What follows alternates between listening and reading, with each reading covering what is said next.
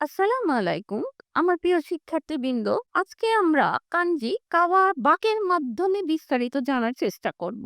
ছোট ৩টা দাগে লেখা থাকে বিশাল প্রকৃতির গল্প, অর্থাৎ নদী। কুনিয়মি জাপানি শব্দ, কাওয়া নদী, কাওয়া ও অতারিমাস অর্থাৎ আমি নদী পার হই। নেক্সট কাওয়া নি সাকানা গা ইমাস অর্থাৎ নদীতে মাছ আছে।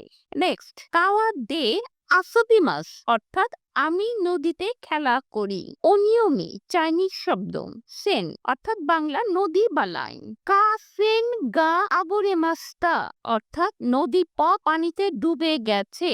নেক্সট জেন সেন গা ছিঁড়ে মাস্তা অর্থাৎ বৈদ্যুতিক তার কেটে গেছে বা ছিঁড়ে গেছে। নেক্সট কোসু সেন ও স্কাইমাসে অর্থাৎ আমি পরিবহন লাইন ব্যবহার করি। মিনাসান গাম্বাতে কুদাসাই। সায়োনারা।